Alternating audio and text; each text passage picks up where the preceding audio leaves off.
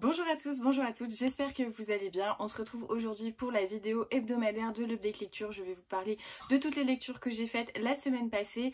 Il y a un peu de manga, il y a du roman un peu contemporain, historique, une suite de sagas, enfin bref, il y a pas mal de trucs, donc on commence tout de suite. Le premier livre que j'ai lu, c'est Nuit d'été à Brooklyn de Colombe Schneck, et c'est un roman qui m'avait vraiment fait de l'œil à sa sortie en grand format. J'avais prévu de me l'acheter en occasion et finalement il est sorti au livre de poche et présélectionné pour le prix des lecteurs du livre de poche, donc j'étais super contente de pouvoir découvrir ce petit ouvrage de Colombe Schneck. Il est assez court, on est dans les années 90 en été et on suit Esther qui est une jeune femme de 25-26 ans qui est parisienne, d'une famille juive et qui vient à New York en fait pour faire un stage de journalisme, et elle va rencontrer Frédéric Armitage ou Hermitage, je sais plus exactement, qui est en fait un professeur universitaire noir, et je cite parce que ça a une certaine importance dans l'histoire, qui en fait est passionné de la littérature française, notamment Flaubert. Il s'est vraiment illustré dans toute son étude de l'œuvre de Flaubert, et en fait elle va le rencontrer pour un sujet de journalisme et ils vont tomber fous amoureux. Et à côté de ça, toute l'histoire en fait est construite autour d'un compte à rebours, d'un décompte autour d'une nuit un peu particulière à Brooklyn, dans le quartier de Crown Heights. Alors le quartier de Crown Heights à Brooklyn, il y a le 770 qui est la maison du Rabbi de Lubavitch. Et la maison du Rabbi de Lubavitch, c'est quoi? En fait c'est une yeshiva, donc c'est un lieu d'étude de la Torah avec les préceptes de Lubavitch et tout ça. Et en fait les Lubavitch, c'est c'est un courant racidique du judaïsme, et en fait il y a plusieurs courants. Il y a les Breslev avec le rabbi de Breslev et les Lubavitch avec le rabbi de Lubavitch. Et du coup en fait un jour où est venu le rabbi Lubavitch en été, donc cet été de 1990, eh bien il a été escorté, et dans l'escorte en fait des véhicules, il y a eu un accident, une voiture a percuté un mur, le mur s'est écroulé et un enfant noir est décédé juste après ça. Et en fait la nuit qui a suivi, eh bien, il y a eu des émeutes, toute la population noire africaine qui vivait dans le quartier de Crown Heights a commencé un peu une sorte de... Ça rappelait un peu les pogroms, on entendait des morts aux juifs, on entendait des Heil Hitler, on entendait des il faut tuer les juifs, dès que... En fait il y a eu beaucoup d'agressions ensuite sur des personnes juives qui étaient facilement identifiables parce que voilà, elles portaient la kippa, elles avaient les téphilines et tout ça. Et du coup, eh bien voilà, il va y avoir beaucoup un climat hyper insécuritaire dans le quartier de Crown Heights, et il va y avoir un peu cette lutte, cette division entre des populations noires qui vivaient là-bas à Brooklyn et avec qui il y avait une coexistence totalement pacifique depuis super longtemps, et les communautés juives, puisque d'un côté il va y avoir la crainte et puis de l'autre, eh bien, il va y avoir un peu d'agressivité, sachant qu'en plus de ça, l'autrice nous montre bien que... il y a de la méfiance des deux côtés, il y a de la défiance des deux côtés, que voilà, tout n'est pas noir, tout n'est pas blanc. Et à côté, en fait, on suit l'histoire d'amour un peu compliquée entre Esther, donc cette jeune femme de 25 ans qui est une journaliste française juive, et Frédéric, qui est un professeur marié d'une quarantaine d'années, qui est noir. Et en fait... On suit leur histoire qui est un petit peu impossible dedans. Je trouve qu'il y avait un passage, je sais pas si je l'ai conservé quelque part, mais il disait ils font partie de ceux qui s'aimeront très fort mais qui n'ont pas qui ne peuvent pas être heureux en fait.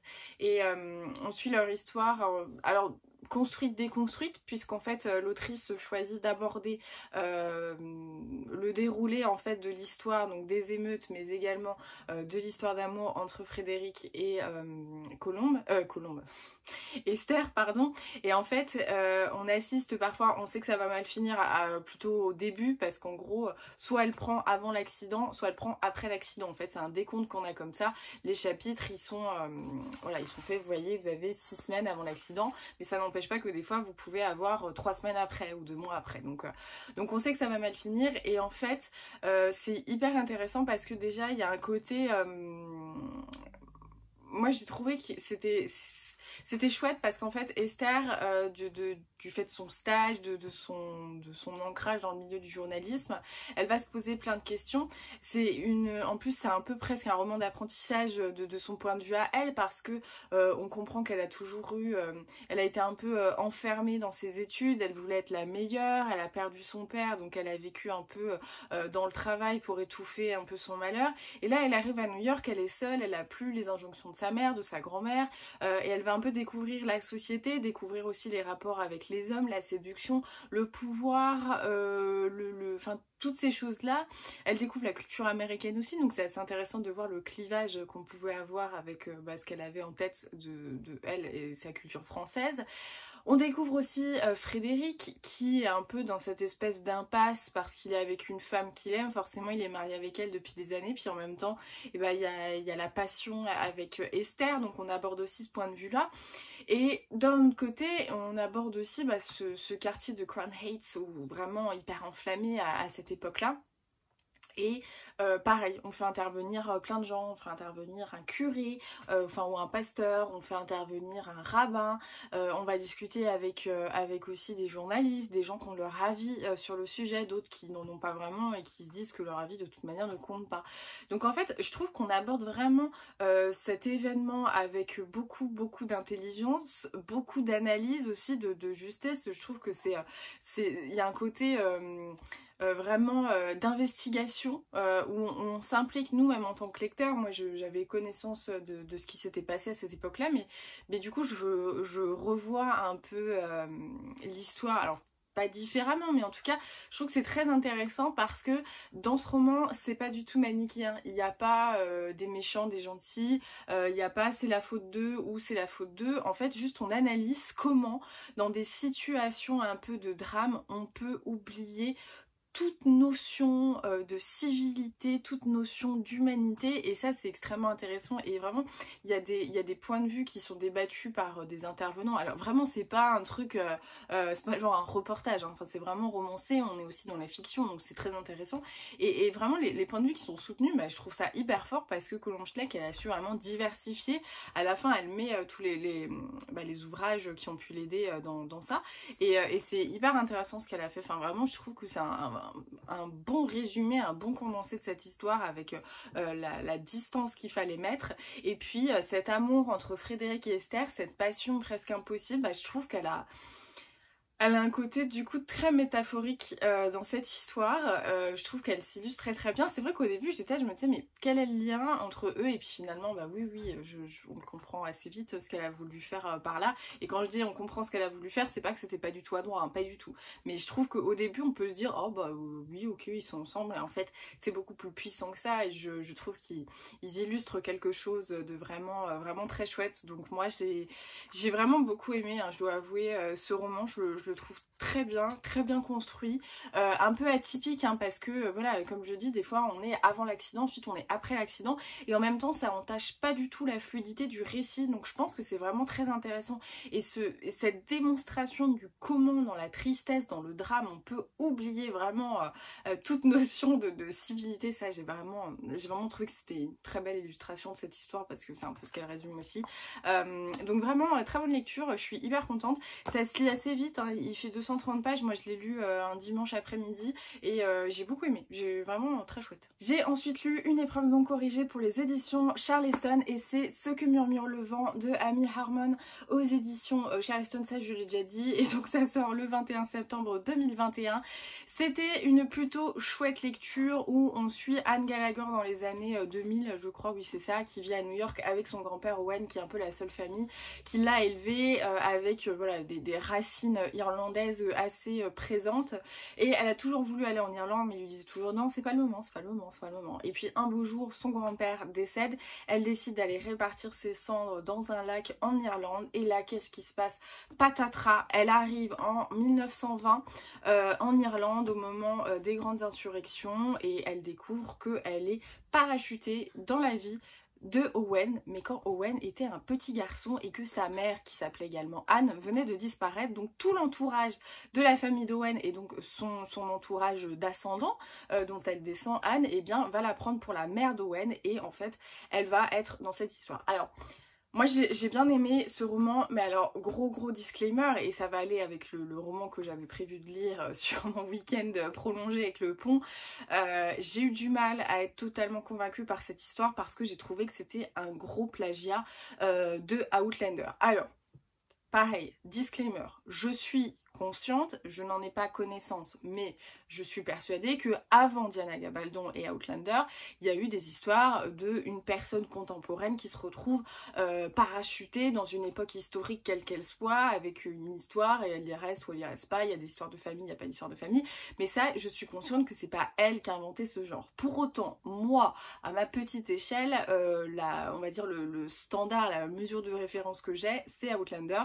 Et du coup, dès que j'ai commencé, je disais non, mais non, ça ressemble beaucoup trop en fait. Alors oui, on est en Irlande, on n'est pas en Écosse. Oui, on est en 1920 et non pas au 18e siècle.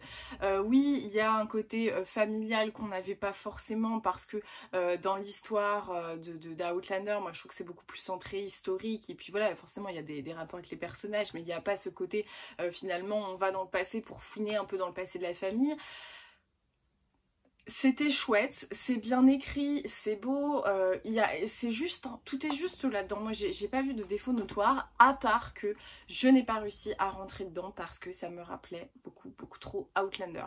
Donc je pense que il faut pas, je sais pas, en fait je sais pas comment dire parce que vraiment c'est un bon roman, c'est chouette. On découvre ce qui se passait en Irlande à l'époque de la grande insurrection avec les armées britanniques et tout ça. Moi c'est vrai que c'est une période où, enfin, en tout cas un lieu où je connais pas trop, je me suis jamais trop intéressée à l'Irlande, mais j'ai un bouquin qui est jusque là, juste derrière moi, qui justement j'avais envie de m'intéresser à cette période. Donc c'est intéressant. Le personnage d'Anne est plutôt chouette parce que ouais, enfin c'est plutôt, il n'y a pas de défaut, notoire dans ce livre. La seule chose pour moi, c'est que ça me faisait beaucoup trop penser à Outlander, d'autant plus dans la mesure où j'avais prévu de lire le tome, c'est le tome 3. Oui, je crois que c'est le tome 3. Le tome 3 de Outlander sur mon week-end prolongé. Donc forcément, j'étais un peu dépitée d'avoir commencé, enfin d'avoir lu ce roman qui me gênait un peu parce qu'il y avait quand même une grande ressemblance. Mais je pense par exemple si vous n'avez pas envie de vous lancer dans Outlander parce qu'il y a 8 ou 9 tomes qui font tous 1000 pages et que vous êtes quand même intéressé par un retour dans le passé avec la découverte d'une période historique, avec tout ça, moi je pense que c'est vraiment une très bonne lecture. J'ai vraiment aucun souci à dire que c'était très bien écrit, très bien construit, une belle épopée familiale avec des beaux secrets, enfin voilà, des secrets de famille, des choses à résoudre, un côté un peu poétique aussi qu'on a tout au long de la lecture. J'ai aucun problème avec ça, mais si vous êtes déjà dans Outlander, c'est peut-être pas une lecture qui va vous transcender parce que vous allez vous dire oh bah oui c'est chouette mais Outlander quoi. Donc voilà, moi c'est un peu le sentiment que j'ai, mais je vous le conseille quand même parce que c'était vraiment chouette. Bon bah du coup, vous l'aurez compris, sur le week-end prolongé, j'ai lu Outlander, le tome 3 et j'ai adoré ce tome. J'aime de plus en plus en fait. Alors j'avais adoré le 1, mais j'avais adoré le 1 avec nuance. J'avais vraiment trop aimé ce côté retour dans le passé, l'Écosse, oh là là, ça me faisait tellement de bien d'aller en Écosse. Et en même temps, il y avait des choses qui m'énervaient un petit peu entre Claire et Jamie, j'en avait parlé notamment, je pense les fantasmes de l'auteur, enfin de l'autrice qui revenaient dans l'écriture et où je trouvais qu'il y avait vraiment un souci majeur au niveau des relations sexuelles abusives, etc. Je trouvais qu'il y avait un côté... Voilà, moi je trouvais que ça allait pas, enfin j'en avais parlé et j'en reparlerai pas ici, donc si vous avez envie d'aller regarder dans les updates lecture, je vous donnais mon avis, mais voilà, il y a 2-3 trucs qui m'avaient dérangé. Dans le tome 2, je l'avais relu et je me suis dit, c'est trop chouette parce que là pour le coup, le côté scène de fesses, il y en a beaucoup moins, et alors là, il y en a encore moins. Bon, il y a eu un petit truc chelou où encore une fois, je me dis, Diana Gabaldon, on n'a pas les mêmes fantasmes, ça c'est clair, mais j'ai trop aimé parce que effectivement il y a une relation, enfin voilà, vous le voyez déjà là avec le truc de la série, je pense que vous le savez, entre Claire et Jamie il y a quelque chose, mais là on a quand même, je vais pas du tout parler de l'histoire, hein, parce que c'est un tome 3, il se passe à chaque fois plein de choses, donc oui il y a cette histoire entre les personnages, mais clairement Là c'était vraiment peut-être le dernier plan parce que ça reste un roman, mais c'est un roman d'aventure, de guerre, d'histoire. On est baladé dans l'Écosse, là, enfin on se retrouve quand même sur des navires à aller dans les Caraïbes, vers la Jamaïque, des histoires de conflits, de complots politiques, de d'épopées un peu. Non mais franchement moi j'adore, je suis fan. C'est un roman et en plus de ça ce qui est dingue c'est que alors voilà, les romans font 1000 pages, il se passe plein de choses, on peut partir d'Édimbourg pour finir en Jamaïque, être attaqué par un bateau pirate et puis voilà. Mais il y a un côté, moi j'y crois, enfin je trouve que ça fait pas du tout surfait, il n'y a pas du tout de plasticité dans les intrigues parce que c'est bien amené, il y a une sorte de cohérence dans tout ce qui se passe et on dévore. Moi franchement ce tome là, j'avais ma belle famille qui venait du coup samedi, donc je savais que samedi je pouvais pas lire, donc je voulais lire je crois du mercredi soir ou du jeudi soir au vendredi. Je me suis fait 1000 pages en peut-être 48 heures quoi, parce que j'étais à fond dedans. Dès que je me posais, j'arrivais à en lire 300 pages sans m'arrêter parce que j'étais à fond dedans. Et vraiment, c'est une réflexion que je me suis faite en vlog. À chaque fois, je suis hyper intimidée par les tomes d'Outlander parce qu'ils font 1000 pages, ils sont énormes. Enfin, regardez un bouquin classique, le truc que vous avez, c'est format poche où vous dites non mais je vais jamais m'en sortir. Et finalement, moi j'ai vraiment trop aimé ce tome 3, ça me donne trop envie d'avancer dans la saga, donc je suis hyper contente d'avoir vraiment fait l'acquisition de toute la saga en édition comme ça, les éditions anciennes avec le dos blanc parce que ils sont trop bien, j'ai trop hâte d'avoir terminé la saga, d'avancer, et puis en même temps je suis trop contente de pouvoir piocher dedans, de savoir qu'ils sont là et d'avancer petit à petit, mais vraiment ça me... voilà, ça confirme mon avis avec le tome 2 où je me disais c'est cool parce que le tome 1 c'est un peu comme les séries Netflix, il y a des séries Netflix où la première saison, les premiers épisodes, il y a que des gens nus, il y a que des scènes de fesses, mais c'est un peu pour attirer le challenge j'imagine, et après ça se calme, et là c'est un petit peu pareil, je trouvais que le tome 1 c'était beaucoup trop pour moi, mais la balance avait quand même pesé en faveur d'un petit coup de cœur parce que le côté voyage dans le temps, Outlander, légende écossaise et tout, j'avais adoré, et là plus on avance, plus on laisse de côté le côté sexualité qui moi m'embêtait un peu entre les personnages, et donc je me régale, donc vraiment trop chouette. Et enfin j'ai lu un petit manga du coup que j'avais acheté la semaine précédente, et c'est donc Les Carnets de l'apothicaire, et j'ai donc lu le tome 1, le tome 2 et le tome 3. C'est publié chez Kiyun par au scénario Itsuki Nanao et au dessin Neko Kuraji, et c'était trop bien. J'ai adoré cette histoire où on suit ce personnage, donc c'est Mao Mao, qui en fait était apothicaire dans le quartier des plaisirs, donc elle travaillait dans le quartier où il y avait les geishas et tout ça, et elle va en fait être kidnappée et vendue comme esclave au palais impérial, donc où il y a l'empereur et tout ça, et là elle va découvrir qu'il y a plusieurs favorites, plusieurs dames en fait qui sont les maîtresses principales du roi, et qui ont vocation à lui faire des enfants, et il s'avère qu'il y a une épidémie un peu particulière. Alors tout le monde dit c'est une malédiction et tout ça, parce qu'en plus il y en a une qui a donné un fils et l'autre qui a donné une fille, donc voilà, mais en même temps tous les bébés sont malades, donc on se dit voilà, il y a une malédiction et tout ça. Et donc Mao Mao va mettre ses connaissances au service des dames du coup du roi, des maîtresses du roi, et elle va s'illustrer comme ça et évoluer un petit peu dans cette société, et c'est trop bien parce que Mao Mao elle a une personnalité de dingue. Moi je trouve que souvent, même si j'aime bien et même si voilà j'ai parfois des petits coups de cœur manga, je trouve que certains personnages féminins sont souvent un peu niais. Alors après c'est aussi, j'ai l'impression, le style des mangas c'est que tout est un peu exagéré, il y a une forme d'exagération dans les réactions et tout ça, et ce qui fait que pour certaines filles eh bien ça fait un peu ça fait hyper niais quoi. Et là pas du tout, elle est hyper badass, elle répond, elle sait avoir un caractère de chiotte quand il faut l'avoir, elle se laisse pas faire. Il y a un mec qui est là, et d'habitude dans tous les mangas on est là waouh, quel est cet homme mystérieux qui me regarde? Bah elle est là, mais pourquoi il me regarde ce mec-là? Enfin, du coup, ce genre de truc, et j'adore, franchement, je suis trop à fond parce que je trouve qu'elle a une super attitude, elle a plein de connaissances, donc c'est hyper chouette d'avoir un personnage féminin hyper intelligent, enfin voilà, qui va super vite dans la réflexion, dans l'analyse des choses, c'est trop intéressant. En même temps, assez vraisemblable aussi. Et puis ce côté dans le palais impérial, alors déjà les décors et les tenues c'est magnifique, et en plus bah, on est vraiment dans le cœur des rivalités entre les favorites de l'empereur, qui va donner un fils, qui va donner une fille, il faut tester la nourriture pour savoir si elle est empoisonnée ou pas, puis après bah, savoir qui a décidé d'empoisonner telle ou telle favorite et tout ça. C'est trop chouette ce côté vraiment intrigue de palais avec une héroïne super cool, super badass. Moi je suis fan, j'ai vraiment adoré, j'ai lu les 3 et je trouve qu'ils sont super qualitatifs. Ma copine Estelle m'a dit que voilà ça marchait pas mal avec les gens qui ont bien aimé Reine d'Égypte. Alors moi je l'ai pas lu, mais du coup ça me donne super envie de le lire. Mais c'est vrai que c'est un très bon manga, et je pense que c'est un manga qui peut plaire aux gens qui sont pas hyper fans des mangas habituellement. Les dessins sont super beaux, l'histoire elle promet vraiment, moi j'adore ce genre de truc, hein, les espèces de huis clos comme ça avec des complots, avec des rivalités et tout, c'est trop chouette. Donc j'ai eu vraiment un petit coup de cœur sur ce manga, il m'a beaucoup plu. Là actuellement il y a 3 tomes qui sont sortis, donc c'est assez facile du coup d'être à jour, mais vraiment c'est hyper chouette, j'ai trop aimé.